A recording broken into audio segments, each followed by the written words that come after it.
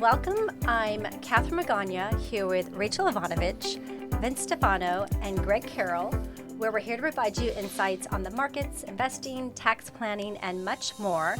Today is May 28th, and we did have a nice retirement celebration for Steve for those clients that were here locally last weekend. We did have some clients from out of state that weren't able to join us, but we did have a really nice send-off for him. And we had a little putting contest, believe it or not, and I didn't get to participate in that, but it was that was hard. That was really was difficult. that was impossible impossible. Yes. Yeah, that was impossible. And so the winner of the impossible putt was Steve's son, Brian Wolf. So that was, keep it in the family. Yeah. So I thought I'd give you an update with where we're at. Markets are still in positive territory. We have the new Fed chair. We actually still have the U.S. and Iran war conflict, and then we hear that potentially there's talks of a memorandum of understanding, but then we're seeing airstrikes this morning, so it's a little conflicted there of what's really happening. We actually are still seeing earnings out there, some positive earnings, so there's still some more earnings to report. So there's, and then it was a short week. So obviously we had, Monday was a holiday. So with that, the markets are still, like I mentioned, in positive territory. As of yesterday's close, which was May 27th, the Dow Jones was up from last week. We were at 5.37%. The NASDAQ was up from last week at 14.77%. And the S&P 500 at 9.86, and the Russell 2000 was actually up, and year-to-date it's at 17.65%. So those were all year-to-date numbers you were just That is mentioning. correct. Okay. Yeah, so year-to-date, so we're up from last week to this week, but we are up year-to-date with those numbers. So obviously there's still a lot of headlines, still a lot of news out there, and so looking at where we're at with kind of the next rate change, our meeting, still probability of no change at the June meeting. And then I was looking at the probability of a rate hike, which we kind of mentioned last week. And right now we're at a 70% probability of at least one 25 basis point hike by the end of the year. And then that kind of ties into kind of the CPI, which came out in April at 3.8%. And then as of this morning, we saw the personal consumption expenditures rose to 3.8 in April, which was up from March, which was at 3.5. So it looks like the Fed's inflation gauge is, it's really, once again, we're not seeing rate going down, but rates going up. Looking at mortgage rates, so I did look at the 30-year. We're looking at, as of this morning, at 6.62%. And the biggest increase I saw was the 15-year mortgage rate was at 6.01. So it's come up a little bit over the last few weeks. And then for interest rates, kind of looking at the our one-year CD is at about 4%, and the one-year Treasury is at 3.95. So usually CDs and Treasuries are one's more in favor than the other, but they're pretty comparable right now. And then kind of looking at the 10-year bond right now is at about 4.48%. So once again, even though there's still some headline news, it doesn't seem like the markets want to go down. It seems like it's pretty stable right now with growth. So. Yeah, it is kind of funny. The market sells off just a little bit and something pops it up, or, Iran or Trump, one of them says something, that they're getting close. And it's like the Energizer Bunny out there right now.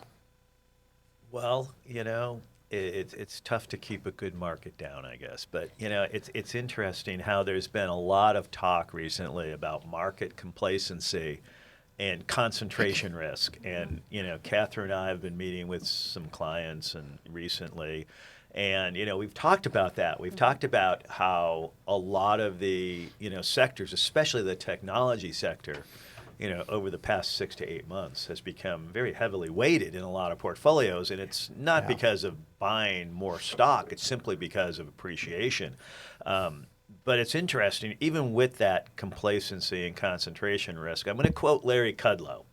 And he always says, corporate earnings are the mother's milk of the stock market. And I got to say, that's true. And a case in point yesterday, and there were two stocks that reported yesterday, two technology names. One was a major software company, and another one was a large to mid to large cap data storage company. Interestingly, over the past few months, investors have kind of shunned these companies because they feared that AI was going to hurt their revenue stream.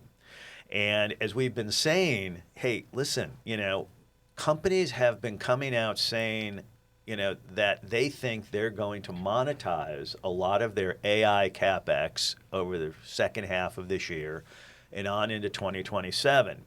Well, both of these companies yesterday beat consensus forecasts. They guided the next quarter and the fiscal year higher. And one thing they highlighted in their conference call to each company, and they said it over and over again, was the acceleration of AI product revenue and how they have enhanced their platform to sell to more and more clients. And now they're seeing $5 to $10 million contracts being signed by customers. So interesting, one of the stocks is up modestly. It's only up 1.5%. The other stock is up over 40%. And in full disclosure, I own them both. So without naming any names. I'm not mentioning any names. I'm not going to mention any. But it's kind of interesting. When I see this happen, and you see these companies get hit over a period of 3 to 5 to 6 weeks, and the market takes it down. You have to figure out that sooner or later, investors have to rethink their AI outlook for these companies, and it's really going to force them to change some of their investment behavior. And so I think we said it a couple of weeks ago, some of the underperforming sectors, retail sector, software sector, I think you may, and we talked about this before we started actually speaking on the podcast, you may start seeing people eventually take some money off the chip stocks, some of the memory stocks, and start investing in some of these underperforming names, which are still major companies. But they think that they're going to have now all of a sudden they're going to have a much better future or a much better view to profitability. And I think that's what's really important. So I just want to touch upon, you mentioned potentially maybe that some stocks have grown over time and you may have a more concentrated position than you originally had started with because it's done so well. And so what we were alluding to is we have a new client and they had brought over their legacy positions. But within that portfolio, there also were some unit investment trusts, some exchange-traded funds, some other outside positions. And what we're finding is, as we're looking at everything, is some of those concentrated stocks that they own are also in some of these other exchange-traded funds and investments. And so that's not uncommon. But I think sometimes that gets overlooked a little bit, is that some of the underlying positions in some of the S&P 500 or different indexes, there might be, now you might be even exposed even more than you realize. So those are the types of things that we review and evaluate, especially with clients that are prospective clients or newer clients to us, making sure that we're diversified. And then the other side of it is sometimes there's a tax part of it. So we have to look at. I was going to say. Yeah, there's a little more to it. Yeah. So it's not just You we're need going to to be say, careful. yeah, we're going to go change everything. It's okay. Let's be mindful of the whole plan and situation. But that client did also have a lot of the same positions in their IRA and Roth as Yeah. they did their taxable accounts. Yeah, So a lot of overlap. yeah, so you were able, we would be able to liquidate the positions in the Roth or the IRA to reduce some of that exposure without the tax consequences. Yeah, I had another instance with a new client just coming in. We talk about positioning, having money in your Roth or your IRA or the taxable accounts, and also titling, especially with beneficiaries on retirement accounts and so forth. This client, there's trust accounts involved. The owner of the trust has actually resigned as trustee.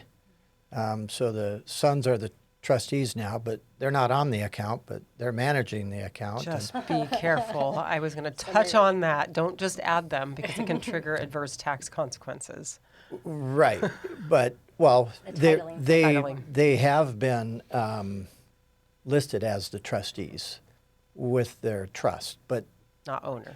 not owner. Right. But none of this is reflected in the account. So technically, nobody's set up managing. The owner's probably not capable. The sons aren't legally there.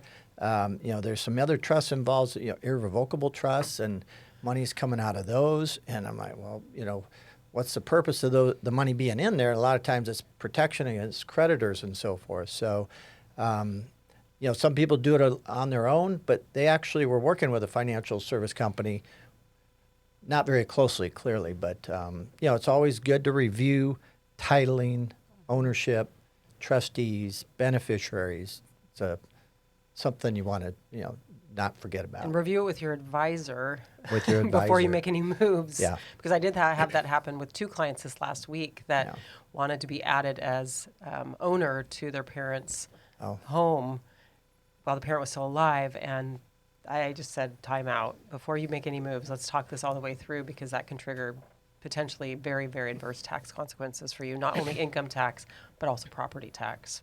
Right. So make sure you ask questions. It's not as simple as you might right. want it to be.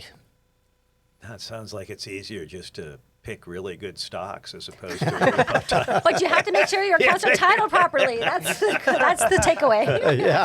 Yeah. Who's owning those? Right. Yeah. I don't know. Yeah, I came across an interesting article here today too, and we have so much news, access to news all the time, right? We're just getting pelted with different things, and some of the surveys that we use to figure out if the economy is doing good or not so good. One very well-known one, the University of Michigan started the Consumer Confidence Survey back in 1946, and they did that with in-person interviews in the beginning.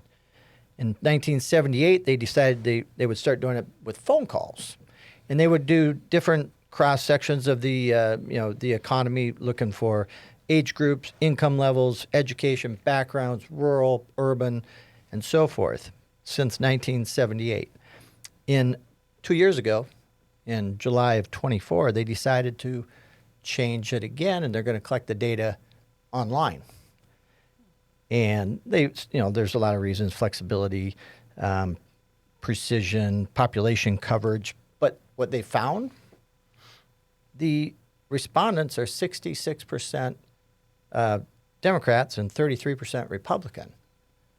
And so normally what the economists are looking at these for is, if these people aren't happy on these responses, we're either in a recession or about to be in a recession. And when they're happy, the economy is booming, especially since 2/3 of our economy is consumer spending. So they've really relied on this a lot.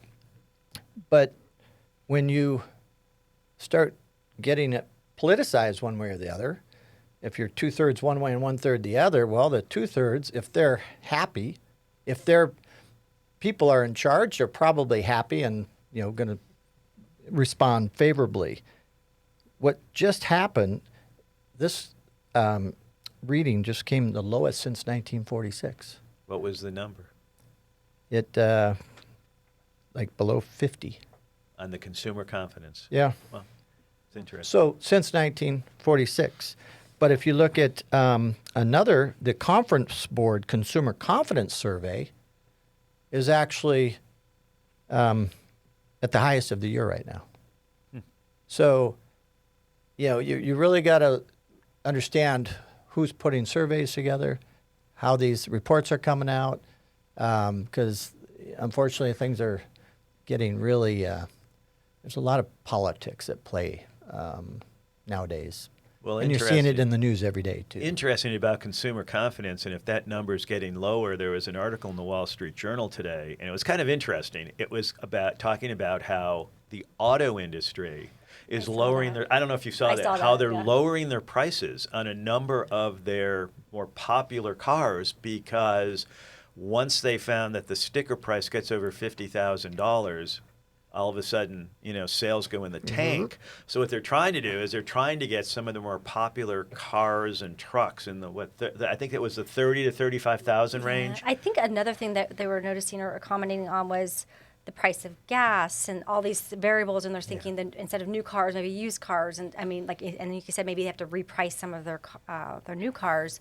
Is that I think that the spending, with the cost of gas going up so much, I think there's potentially seeing a decline in the sales. I just thought that was kind of interesting when you spoke about consumer confidence. I saw that article today, and I just thought I'd throw that out there as a quick comment.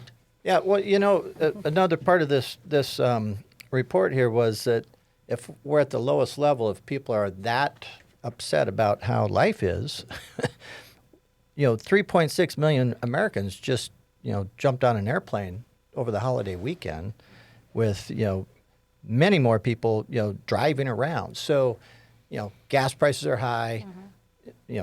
That's really causing some inflation, but the stock market's at an all-time high. So, how can these people be so upset? I think there's also the conflict that we're still settling, with Iran, and there's still a lot of things headlines. That makes and then, it first uneasy. quarter of this year, we were down, and so the last couple months we've been up. And then you think back last year, which we don't even hear about this now, but we had all the tariffs, and so while investing wise, the markets have recovered, and we know we don't buy in and out based on headlines. I think there's still some headline news that gets out there, and makes people a little uneasy, with some of the conversations that are out there. But once again, investing wise, we have a long-term perspective. We want to make sure you're in a good allocation. And yes, the markets are going to fluctuate over time, but it was kind of interesting to hear. I would just, I thought it was, that's interesting when you think about that. And, Wall Street ain't Main Street. Yeah. That's the other thing. Well, 100%. But, it really makes you think when you hear reports. And, we get conflicting reports all the time, right? Yeah. But it just makes you think and have to, dig into information that you find to find out if it's, if there's some bias there. Good point. And so looking at the fear and greed index, so as of this morning, we are still at greed. We're at 60. So we didn't move from last week, but we've pretty much been in greed for a few weeks now, which is pretty in line with where we're at with investing. I'm actually surprised we're not at extreme fear yet, but I think we're getting close. Is there more Democrats or Republicans in that? I wonder. It's neutral. But I have a feeling there's a tax issue coming up. I was going to say, as soon as people realize they have to pay their estimates on June 15th, it's going to go back to fear. I was just thinking about that this morning. I was like, it's coming up. It is coming up. So if you need to make your estimated payments, June 15th is the date.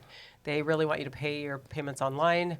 So if you need help with that, call your tax advisor. We're here. We'd love to have a chat if you get stuck making those payments, because it is a little tricky sometimes. I had a client ask me, he lives out of state, and he goes, do you Californians have to pay those estimated taxes? I'm like, oh, yes. I'm pretty sure we get penalized if we don't, but I don't know what the penalty is. And he said in his state, it's like encouraged, but you don't have to do it. Oh, no, it's mandatory. Well, in his state it's not, but what's the penalty if you don't do it? 10%? Oh, no, it's not that high.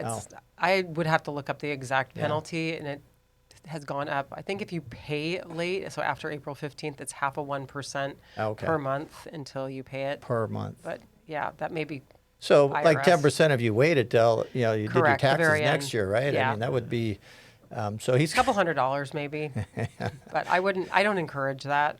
Right. I don't like to pay more than I have to, so absolutely write the checks. I do have some clients that think they can make more money in the market than the penalties, which is an interesting strategy. It's an aggressive strategy. I don't encourage that. I kind of like that. I like that strategy. Why give the government money? Make money yourself. They don't pay interest. But June 15th, if you have federal payments due and California payments due or other states, make sure you make those by June 15th. And then if you have a business entity, so for instance, S Corporation, LLC, partnership, and you're making what's called the pass-through entity elective tax payment, that's also due June 15th, so that you can make that election for next year's taxes. Right, that's I think I lost everybody. Yes. Yeah. Good to know. All right, taxes. Oh, everybody my went God. to sleep. Oh, my God. Sorry, guys. But the other thing is, and I'm just curious, and again, with June 15th coming up, you said. Yes. How many people may be selling some stocks off to pay their taxes? I don't know. I mean, is that...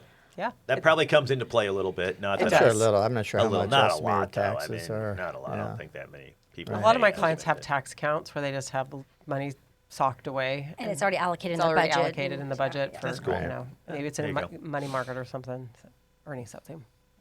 Not Vince. Hey, I just say, It's in stock. keep making as much money as you can in the market and pay your taxes.